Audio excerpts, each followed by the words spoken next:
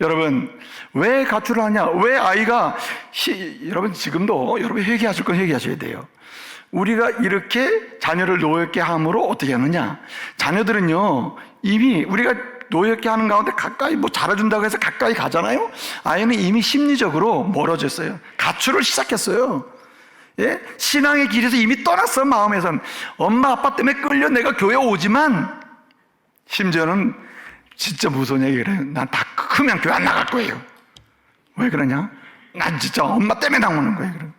여러분 생각해봐요. 이거는 이미 마음에서 이미 가출을 시작했고 믿음의 길에서 가출을 시작한 거예요.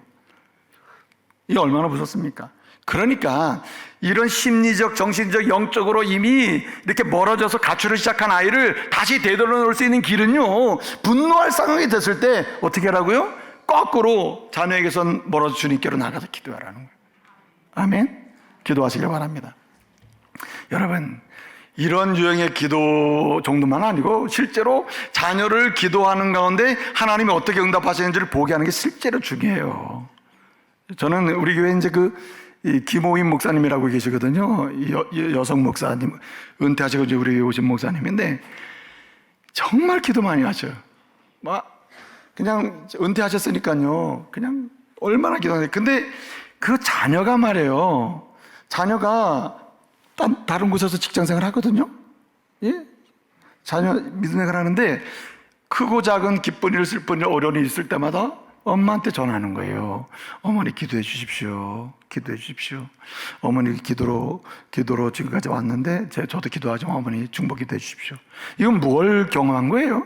그는 어머니가 그에게 노엽게 하질 않은 거죠. 그렇다고 분노할 만한 상황이 없겠어요? 이렇게 화가 나는 상황이 왜 없었겠냐고요. 자녀 다 똑같죠. 그런데 그때마다 주님께로 돌아섰다는 거죠. 그러면서 어떻게 합니까? 자녀를 따라오게 하는 거예요. 주님 따라가다. 우리 엄마 주님 따라가네. 나도 주님 따라가. 이렇게 된다는 것이죠. 여러분, 우리 교회 장제자 권사님이라고 계셔요. 장제자 권사님. 그 권사님 자녀가 이제 김만현 집사님 부부 이렇게 있는 자녀들이 좀 많이 있어요. 있는데 우리 권사님이 굉장히 기도를 많이 하셔요. 다리 아파서 못 올라오셔도 영상으로 예배드리고 하여튼 얼마나 기도를 많이 하시나 몰라요. 그 자녀들의 공통적인 특징이 뭐냐면 어떤 자녀는 믿음 생활 잘하고 못하는 사람 다 있잖아요. 근데 자녀들이 결정적인 순간마다 어머니에게 기도를 부탁하는 거예요. 하나님이 다 들어주시는 거예요. 그런 것을 볼 때마다 아이들은 감동이 있는 거죠. 하나님을 향한 기도의 역사는 능력이 있구나. 나도 누구 따라가야지? 주님 따라가야지. 엄마처럼 주님 따라가야지. 이렇게 되는 것이죠. 그래서 여러분, 골로새 교회 성도들에게 바울이 편지를 쓰면서 얘기합니다. 성도들에게 얘기해요. 자녀를 노엽게 하지 말라. 자녀를 노엽게 하지 말지는 왜냐? 왜 그러냐? 정말 노엽게 하는 게 왜 문제가 되느냐? 너의 자녀들이 따랍시다. 낙심할까 하노라. 낙심할까 하는 거예요. 여러분, 우리의 낙심은요, 자녀의 낙심과 달라요. 자녀가 낙심하는 거하고 부모가 낙심하는 건 달라요. 부모 어른들은요, 기본적으로 믿음의 여정 속에 훈련이 돼서 낙심에도 회복할 기회가 많아요. 그런데 자녀가 낙심하죠. 돌아올 기회가 별로 없어요. 그러니까요, 절대 분노하면 안 된다는 거예요. 예? 소리 좀 치지 마세요, 좀. 왜 그렇게 아이들한테 소리를 질르나 몰라? 예? 여러분, 자녀를 노엽게 하지 마시기 바랍니다. 여러분, 다윗 있잖아요. 다윗은 사실 그 자녀가 많았잖아요. 그러니 잘된, 우리가 객관적으로 보게 된, 세상적으로 보면 잘된 자녀, 안 된 자녀 뭐 여러 유형이 있어요. 그리고 아버지에게 대든 자녀 뭐 별자리가 다, 압살롬은 아버지에게 대들어서 반란을 일으키고 아버지 자리를 찬탈하려고 했었잖아요. 뭐 여러 유형. 심지어는 아버지가 이제 솔로몬 같은 경우 잘 됐잖아요. 그나마. 그래서 솔로몬을 다음 왕위로 세우려고 할 때 아도니아라고 하는 그 형이 그 자리를 찬탈하려고 또 그렇게 했잖아요. 그 여러 가지 어려움이 많죠. 그럼에도 불구하고요, 이 다윗, 아버지로서의 다윗이 뭘 잘했느냐? 따라하세요. 자녀를 노엽게 하지 않았다. 절대 노엽게 하지 않았어요. 여러분, 한 번 부모는요, 이 땅을 떠나갈 때까지 부모예요. 한 번 어머니는 그에게 계속 어머니지, 어떤 어머니 아버지는요, 화가 났다고 해가지고 내가 호적에서 파버린다 그러는데, 여러분은 호적에서 팔 수 있을지 모르겠어요. 하나님의 나라의 호적에는 안 파죠. 여러분에게 내가 맡겼는데 네 마음대로 왜 파?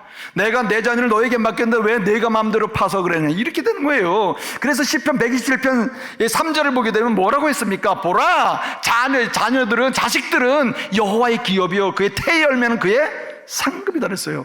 자녀는요, 애초부터 내 소유도 아닐 뿐더러 하나님의 자녀입니다. 하나님이 나에게 그래 내가 너를 좀 신뢰한다, 너에게 좀 맡겨본다 하고 맡긴 자녀예요. 그렇기 때문에 우리는 절대로 하나님의 자녀에게 함부로 해서는 안 됩니다. 여러분, 어린이도요 하나님 앞에서 한 형상이고 나도 한 형상이에요. 나도 한 영혼이고 어린이도 한 영혼이에요. 나이가 늦게 우리는 먼저 보냄을 받았을 뿐이에요. 하나님께서 우리에게 맡겨줬을 뿐이란 말이에요. 그런데 누구를 노엽게 하냐 말이에요. 노엽게 하면 안 되는 거죠. 다윗은 어떻게 했다고요? 열왕기상 10장을 보면요 그 아도니아 이야기가 나오는데 거기서 중요한 말이 나와요. 다윗이 어떻게 했느냐? 그런 아들이었는데 하여튼 어떻게 했느냐? 다윗은 어째요 이렇게 했냐 이 말이야. 막 감정을 폭발해가지고 분노하는 식으로 어째서 이렇게 했느냐. 거기 이제 어째서 이렇게 했느냐라는 말이 하지 않았다고 했어요. 다윗은. 이 말은 앞서 말씀드린 대로 노엽게 하는 겁니다. 이렇게 대항하여 분노하고 가까이하여 분노하고 함께하며 싸우는 이런 아버지는 아니었다는 거죠. 어떻게 했다는 말입니까? 이렇게 얘기해요. 그는 어찌하여 이렇게 했느냐라고 분노하지도 않았고 가까이 하지도 않았고 심지어는 함께 싸우지도 않았는데 그는 단 한 번도, 성경에 있어요, 단 한 번도 따라합시다, 자녀들로 섭섭하게 하지 않았다. 섭섭하게 하지 않았다는 거예요. 아, 나는 우리 손주 섭섭하게 했다가 아주 큰일 날 뻔했어요. 어린 아이가 섭섭하니까요 아주 감당이 안 되고 이걸 풀어주는데 얼마나 시간이 걸리고, 예? 그래서 내가 야 하비가 잘못됐다, 하비가 괜히 너한테 막 큰 소리로 뭐 안 돼 그래. 그러지 않아도 될 거를, 그러지 않아도 다 알아들을 거를 그냥 그랬더니 막 노여워가지고 여러분, 자녀를 섭섭하게 하지 마세요. 항상 섭섭하게 하지 마세요. 그렇기 때문에 중요한 게 뭐냐면은 노엽게 하지 않아야 될 내용 중에 하나가 편애입니다. 편애. 절대로 편애는 안 돼요. 창세기 37장을 보게 되면요, 여러분 보세요. 이삭이 야곱과 에서를 이렇게 편애한단 말이에요. 근데 보세요, 야곱은 또 누굴 편애했어요? 야곱은 요셉을 편애한단 말이에요. 이 편애가 계속 문제를 만들어내는데, 편애는 나는 문제가 안 돼도 자녀와 자녀 사이에 분노를 일으킵니다. 그러니까 노엽게 하면 안 돼요. 그러니까요, 그 형들이 뭐라 그랬어요? 야곱이 요셉을 편애하니까 그 형들이 아버지가 그 동생 요셉을 편애하는 것을 보고 어떻게 따랐습니까? 그 형들이 그 동생을 미워하고 마음의 매사가 불평했다. 매사가.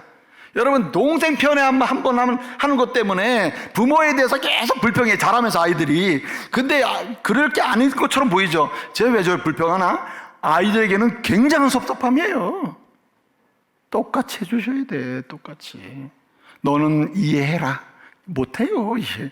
어린아이일수록 이해해라. 너는 요만큼, 너는 요만큼 가지면 돼. 이해 못해요. 자녀는 자녀일 뿐이에요.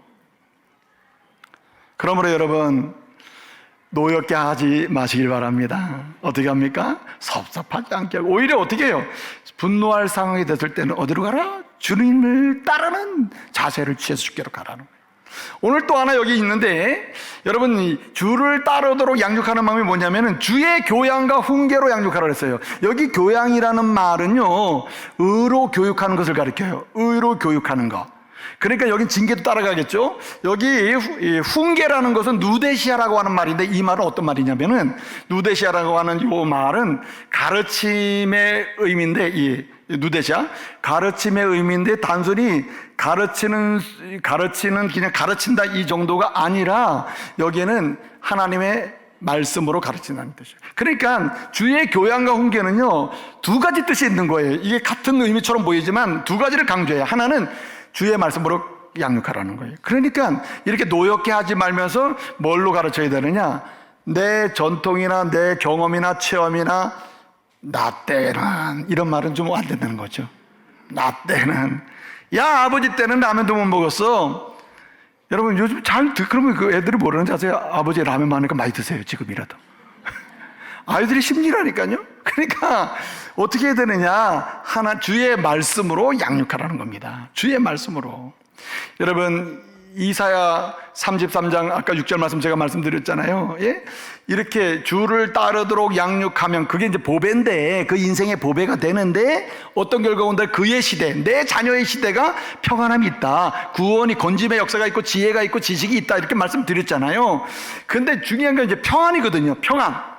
그의 인생 여정의 마음도 평안하고, 관계도 평안하고, 집안도 평안하고, 그의 인생 비전도 이루어지는 가운데 평안하고, 그래야 된단 말이에요. 그런데 이런 평안이 언제 온다 그랬어요? 여러분 시편 119편 165절을 보면요, 이런 말씀이 있어요.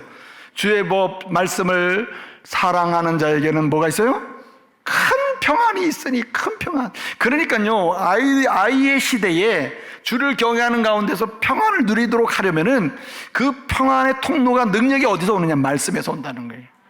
여러분 이사야 40장 7절 말씀 보게 되면 뭐라 했어요? 이 말씀이 왜 그렇게 평안을 주느냐, 움직이지 않는 안정감을 주느냐? 그 이유는 변함이 없는 기준이기 때문에 그래요. 이사야 40장 7절에 뭐라 했습니까? 꽃은 시들고 풀은 마르고 그러나 하나님 말씀은 어떻게 해요? 영영이 서리라. 절대로 무너지지 않는다는 거예요.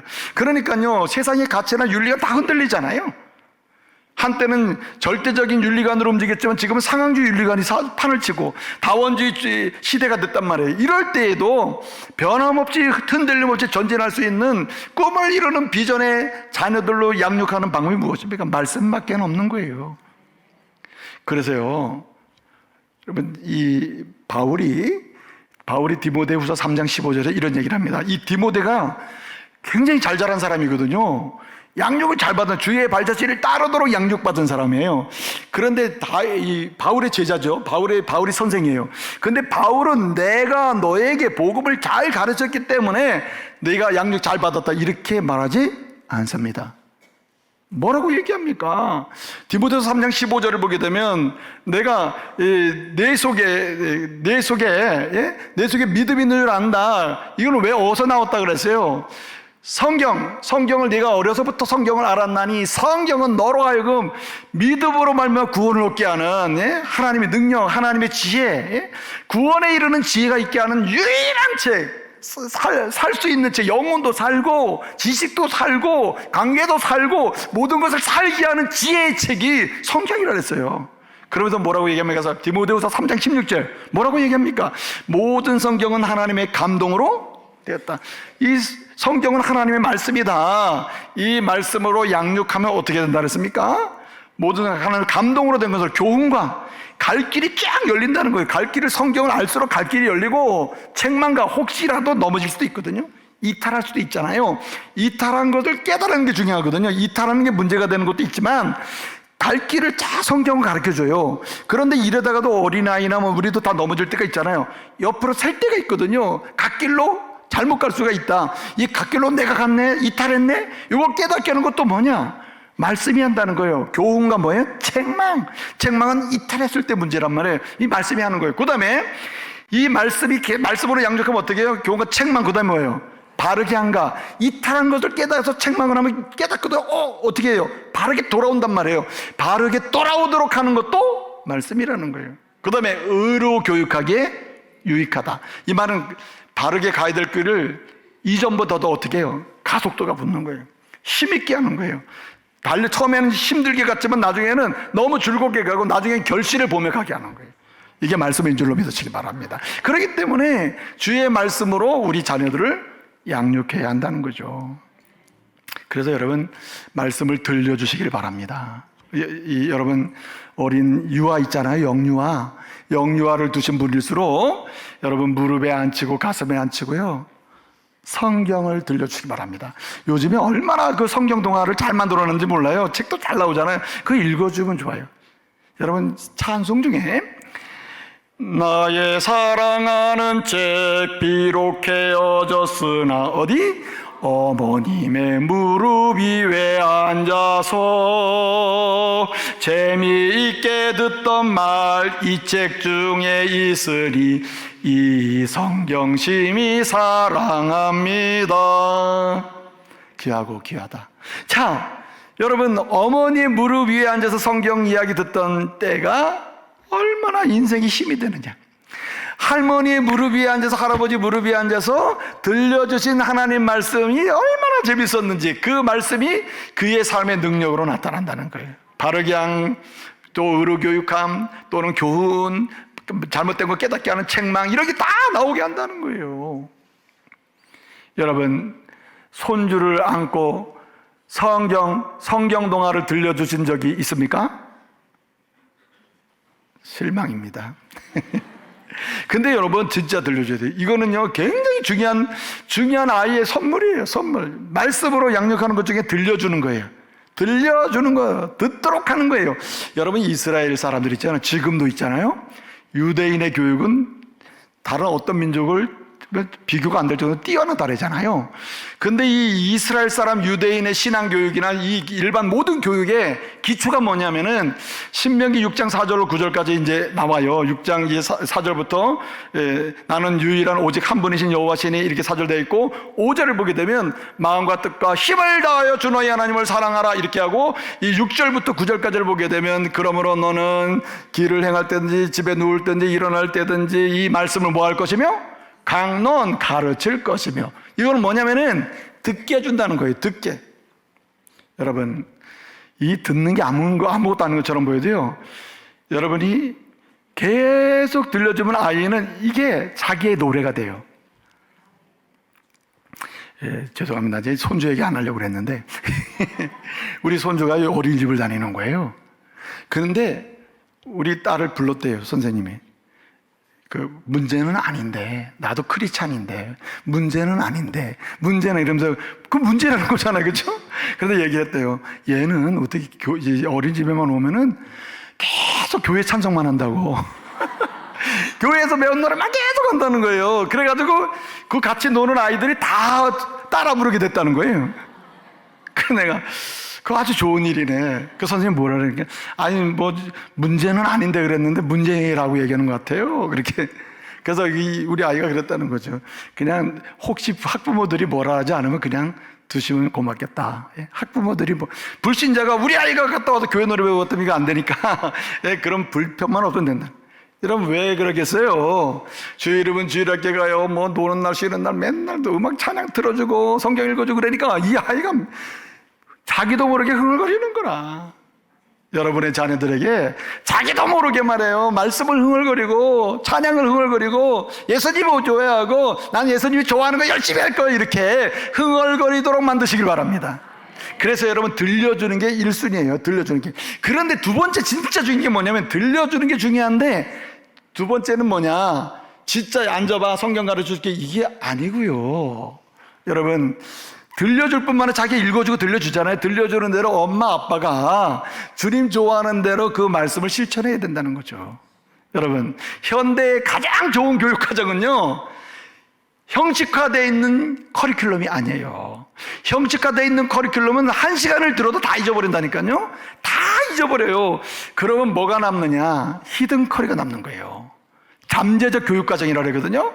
잠재적 교육과정. 이건 뭐냐면은 시간을 만들어 엄마가 이런 말 저런 말 해주고 너 꼭 읽어봐, 암송해, 이런 거 아니다 하더라도 부모가 주님의 말씀대로 계속해서 실천하면서 말씀대로 이야기를 나누고 그 말씀대로 해보려고 하고, 말씀대로 부모도 공경하고 말씀대로 부부가 사랑하잖아요.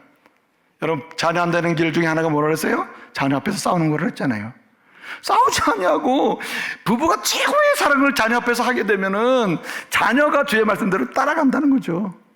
이 은혜 있기를 바랍니다. 이게 히든커리예요. 히든커리. 눈에 보이지는 않지만 가장 영향력 있는 커리큘럼은 뭐냐, 잠재적 교육과정이라고 해요. 이게 자기도 모르게 인습 이렇게 들어오는 거거든요. 습득되거든요. 그래서 무서운 게 인습이라는 거예요. 인습적 교육과정이라는 게 전통적으로 내려오는 거 나도 모르게 익숙해졌어요. 여러분이 형제들과 건데 무슨 부모 상을 당해서 문제되는 게 뭡니까, 여러분? 네? 아이고, 이거 상을 당했는데 나는 크리스찬이고 나는 집사님이고 아내도 권사님인데, 아이고, 동생 중에 한 명이 예수 안 믿고 그래가지고 이거 어떻게 장례를 치러야 돼? 고민 많잖아요. 그런데 이상하게도 믿지 않는 사람들은 다 뭐 차리고 싶어요? 제사상 차리고 싶죠 하잖아요. 제사상. 믿는 사람은 어떡합니까? 우린 꽃을 아름답게 장식하고 헌화하면서 주님의 은혜 가운데 천국 갔다고 하는 고백 속에 보내드리는 거 아니에요? 그런데 보세요. 믿지 않는 자녀가요, 제사상 차리는 게 이게 맞습니까? 제사상은 유교의 관습이에요. 유교. 우리는 추도 예배지만 유교는 유림은요 제사상을 차린단 말이에요. 유교를 다니지도 않으면서 믿지도 않으면서, 예? 유교의 한 회원도 아니고, 예? 유교의 무슨 신자도 아니면서 어떻게 합니까? 그걸 제사상 차리고 말겠다는 거 투쟁하는 거 아니에요. 그거 왜 그래요? 인습이라는 거예요. 히든컬이에요. 잠재적으로 숨겨진 곳에서 이게 은근히 그게 교육이 돼서 이거라도 해야 내가 효도한다고 생각하는 거 아닙니까? 여러분, 신앙을 그렇게 양육해 주시기 바랍니다. 예수님 붙들고 살아야 되고 예수님 좋아하는 대로 살아야 내 인생을 하나님이 인도하신다. 이런 인습이 그냥 영적 인습이 딱 그냥 자녀들에게 새겨질 수 있도록 그렇게 실천하시기 바랍니다. 실천하시기.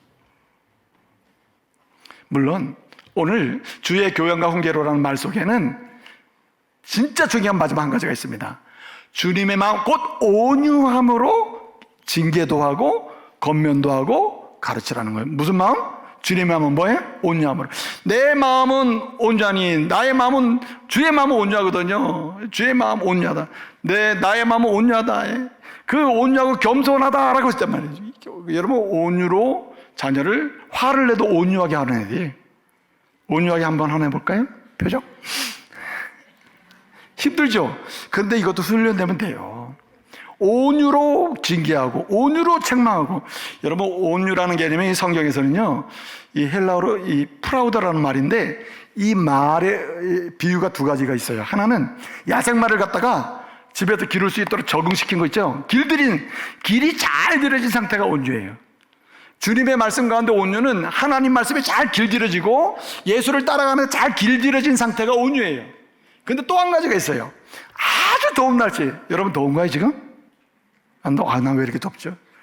아주 더운 날씨에 땀이 뻘뻘 나고 바람 한 점 없고 그냥 너무 힘들 때, 이런 힘든 상황에서요, 그 나무가 한 그루 참 느티나무가 있는데 그 나무 그늘 아래 딱 들어가서 쫙 그냥 겉옷을 벗고 앉아있으면 조금 있으면 어때요?